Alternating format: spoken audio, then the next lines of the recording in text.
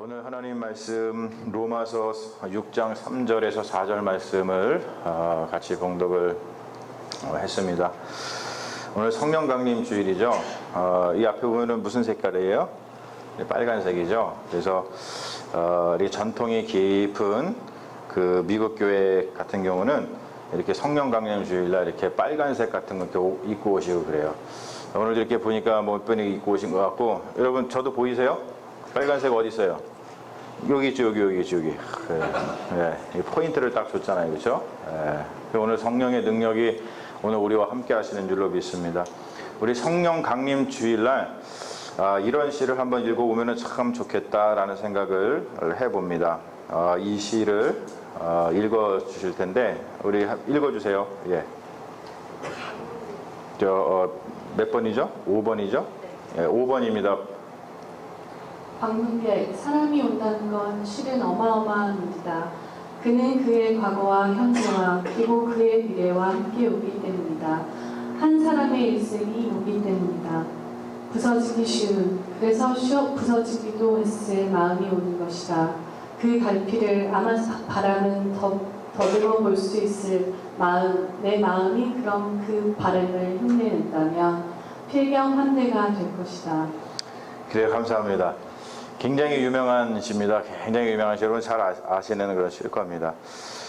우리가 성령 강림 주일의 세례에 대해서 지금 살펴보려고 해요. 왜냐하면 세례는 성령의 역사이기 때문에 그렇습니다. 세례는 성령의 역사입니다. 그리고 세례를 통해서 그리스도인은 본격적으로다가 그리스도인이 되기 때문에 그래요. 현대 기독교 신앙은 굉장히 형식적으로 메말라 가고 있죠. 어떻게 보면 껍데기만 남고 알맹이가 사라진 것 같은 기분이 들 때가 많이 있습니다. 성령이 임한 성령 강림 주일에 우리가 지금 모여서 예배를 드리고 있는데, 여러분 오늘 어떠한 기대를 품고서 예배에 나오셨습니까?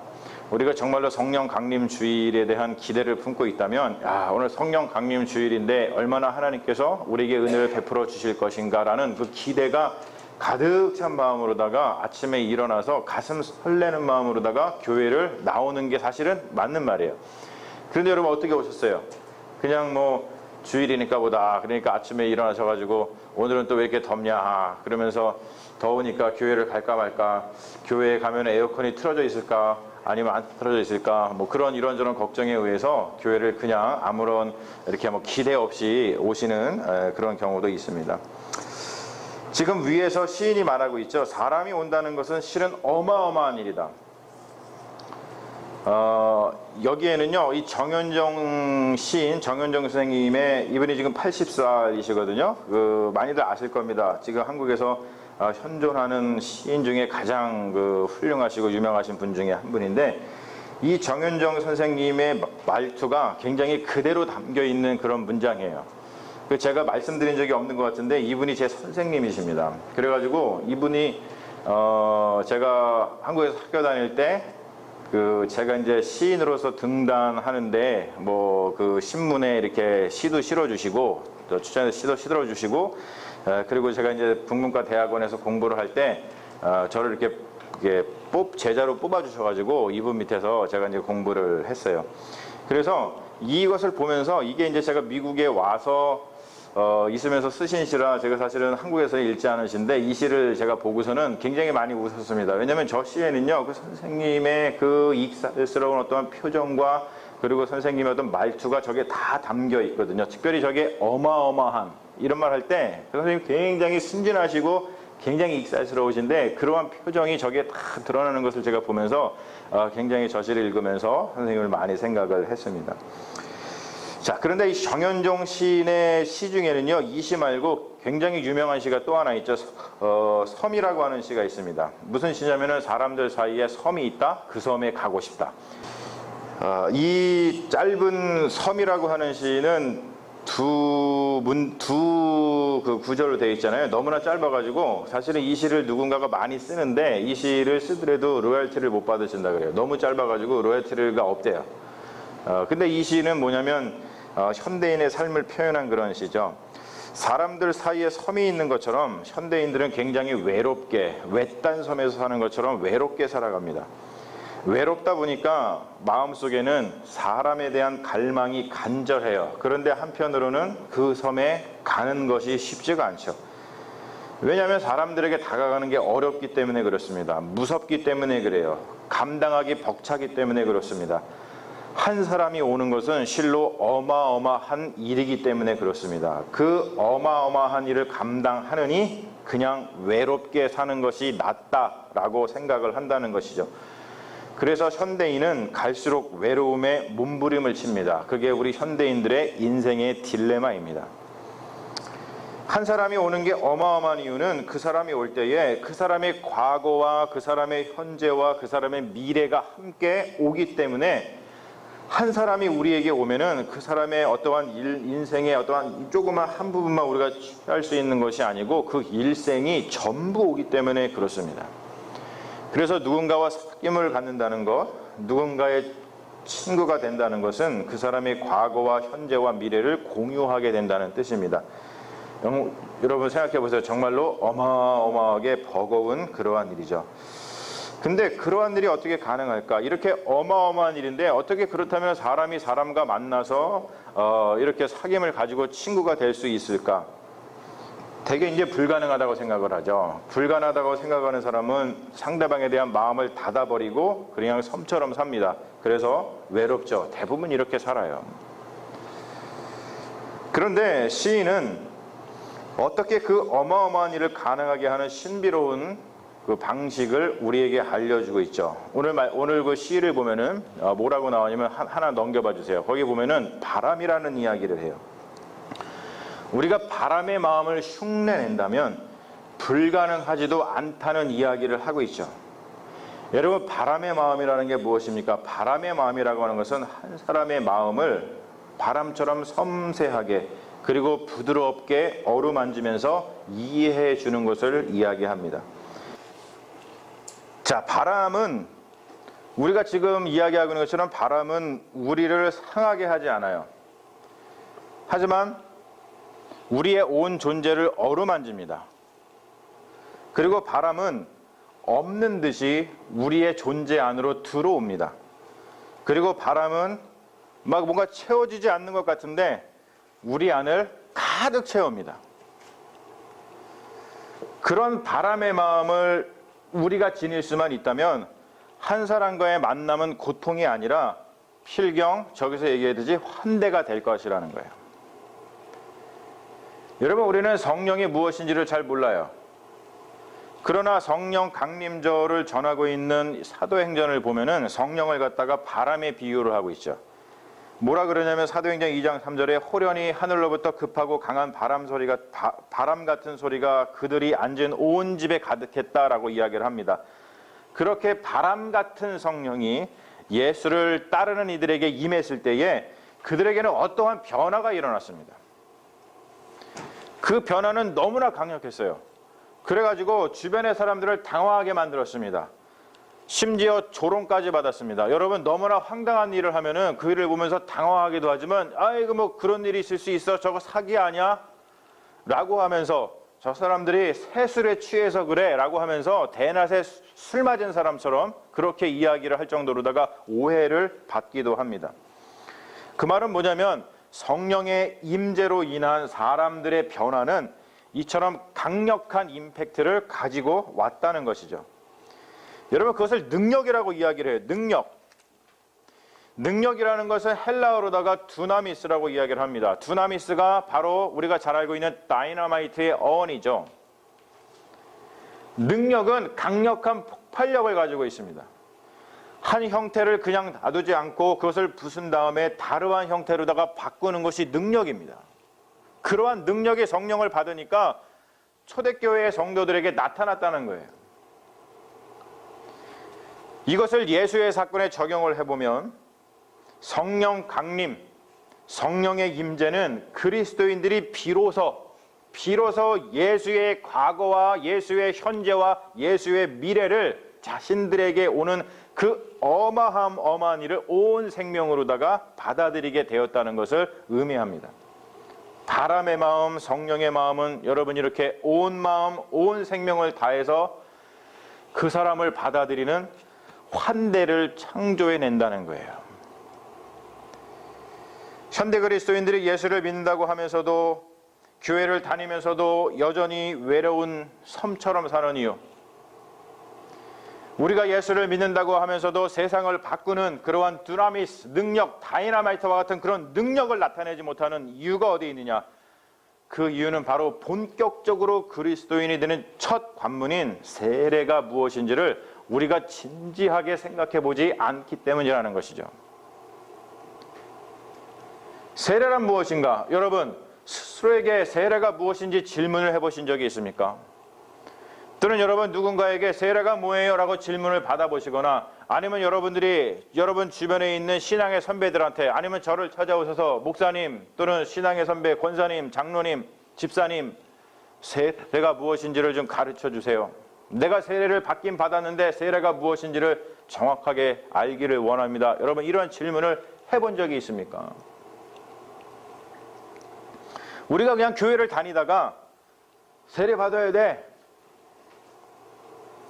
그러니까 세례를 받고, 세례를 받아야지만 이 공동체의 일원이 될 수 있나 보다, 또는 우리가 교회법이라는 것을 보니까 세례를 받아야지만 집사가 될 수 있고 권사가 될 수 있고 장로가 될 수 있는 일종의 교회 내의 프로모션, 이런 것이 가능하다고 생각하니까, 여러분, 그래서 현대 그리스도인들은 어떠한 멤버십의 획득 또는 멤버십의 강화 정도로 생각을 하면서 세례를 받는 경우가 종종입니다.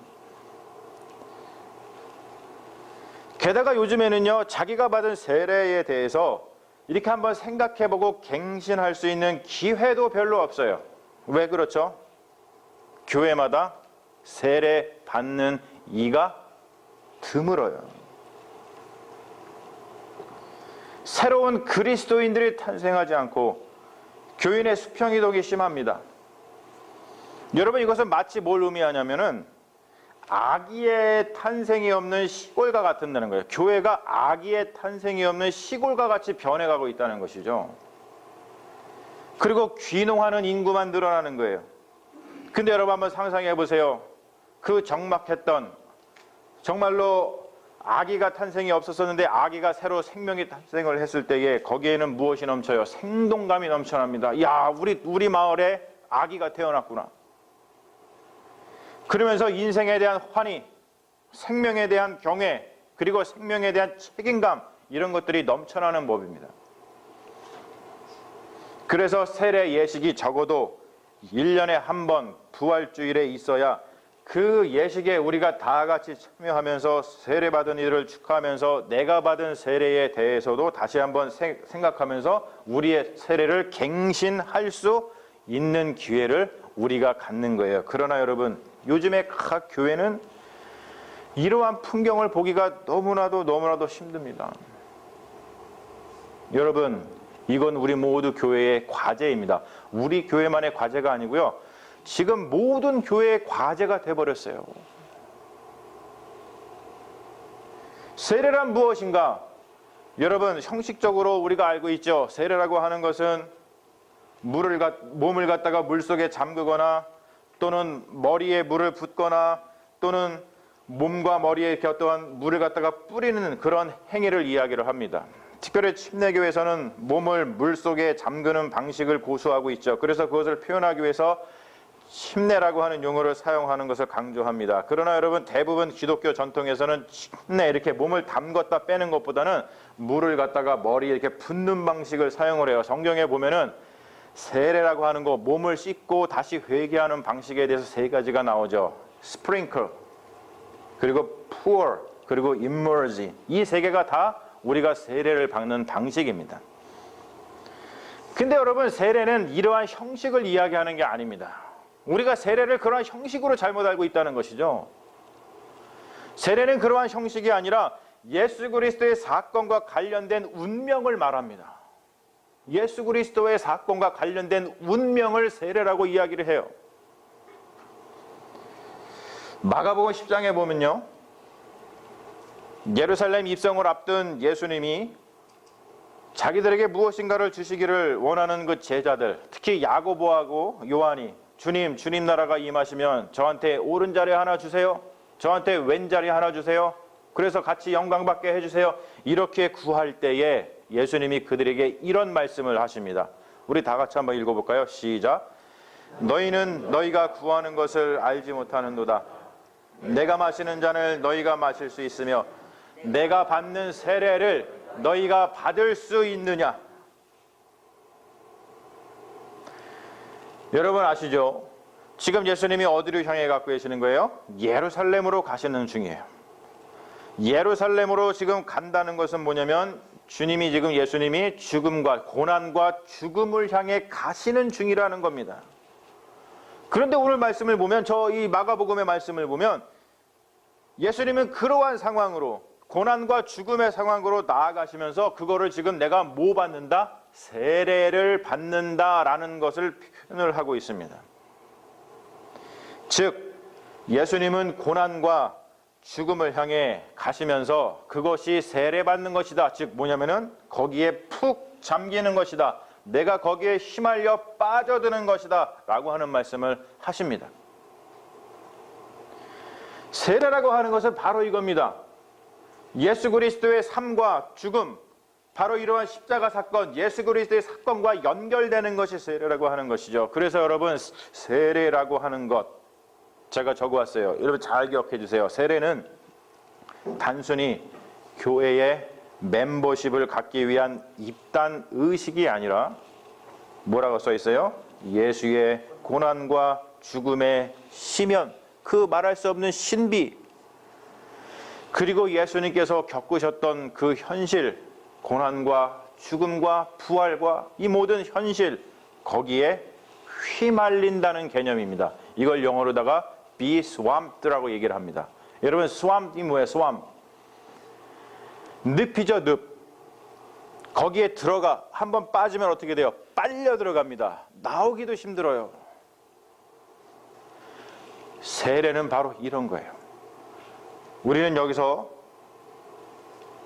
이 개념을 잘 생각해야 됩니다.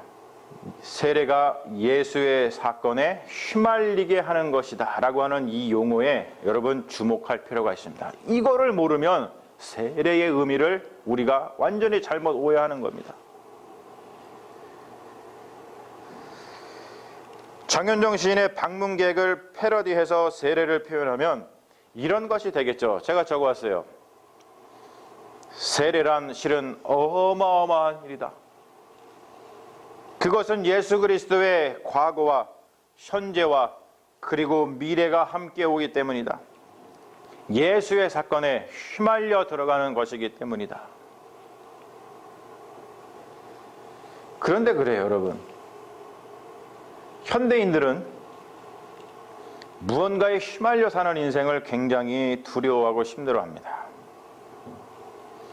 사람과 사람 사이에 섬을 두고 그만큼 거리를 두고 살고 싶어해요. 그래서 계층을 만들고 담을 쌓고 경계를 짓고 삶의 구역을 정비합니다. 그리고 여기 넘어오지 마. Don't touch. 우리는 이것을 사유재산, 개인주의, 프라이버시라는 말로다가 미화를 하기도 합니다. 이렇게 살다 보니까 여러분 우리가 현대인들은, 현대 그리스도인들이 예수의 사건에 휘말려 들어가는 것 자체를 굉장히 부담스러워한다는 거예요.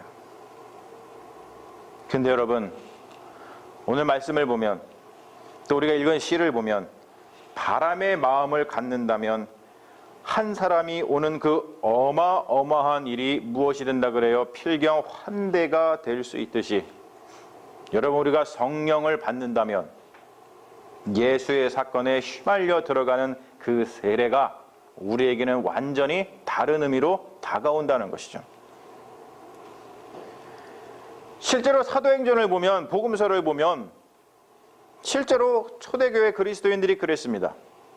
성령이 임재하기 전에 그들이 어떻게 행동을 했습니까? 예수님과 함께 있으면서도 예수의 사건에 휘말려 들어가지를 못했어요. 아까 제가 언급했듯이 예수의 사건에 휘말려 들어가지 못하고 예수님의 나라가 임하면 주님 한 자리 주세요, 이것 주세요 라고 하면서 엉뚱한 것을 구했습니다. 예수의 사건에 휘말려 들어가지 못한 겁니다. 예수의 사건에 휘말려 들어가지 못하니까, 성령을 못 받으니까 예수를 배반하기도 했어요. 예수 그리스도의 죽음을 두고서 도망갔습니다. 그리고 부활한 주님을 만나고서도 무엇을 어떻게 해야 할지 그 갈 길을 알지 못했습니다. 그래서 그들은 예루살렘에 그냥 모여서 있었습니다. 그러나 여러분, 그들이 예수님의 말씀대로 예루살렘에 모여 약속하신 성령의 임재를 경험했을 때, 그때 그들은 비로소 예수 그리스도의 사건에 휘말려 들어갔습니다. 성령의 임재를 경험한 후에 처음 그리스도인들은 예수의 사건에 휘말려 들어가는 것을 두려워하지 않았어요. 오히려 예수의 사건에 휘말려 들어가는 일, 바로 거기에 생명이 있다는 것을 깨닫고 그들의 모든 인생을 예수의 사건의 그 휘말림에 바쳤습니다. 여러분, 그것이 사도행전의 증언 아닙니까? 세례를 우리가 받았다는 것, 또는 누군가가 세례를 받게 될 텐데, 여러분, 그 일은 실로 어마어마한 일입니다. 예수 그리스도의 일생이 오기 때문입니다. 예수의 과거와 현재와 미래가 오기 때문입니다. 그의 고난과 죽음과 부활, 그리고 그의 재림이 함께 오기 때문입니다. 여러분, 우리는 바로 이 세례를 통해서 예수의 사건에 휘말려 들어갑니다. 그래서 세례받은 우리는 이제 예수로 살아요. 그것이 우리의 운명이고 그것이 우리의 삶이라는 거예요. 그 삶에 참된 영광이 있고 그 삶에 참된 생명이 있는 줄로 믿습니다. 사랑하는 여러분, 이것을 믿는 자, 그들의 세례는 필경 예수 사건의 환대가 될 줄로 믿습니다. 이 성령 강림절에 여러분들의 세례를 다시 한번 생각하시면서 우리가 성령 받고, 그렇구나, 우리가 세례를 통해서 예수의 사건에 휘말려 들어갔구나. 여러분, 이 용어를 반드시 기억하십시오. 휘말려 들어갔구나. 그래서 우리가 이제 예수로 살 수밖에 없구나. 라는 그러한 믿음이 여러분들의 삶 가운데 날마다 넘치시기를 주님의 이름으로 축원합니다. 아멘.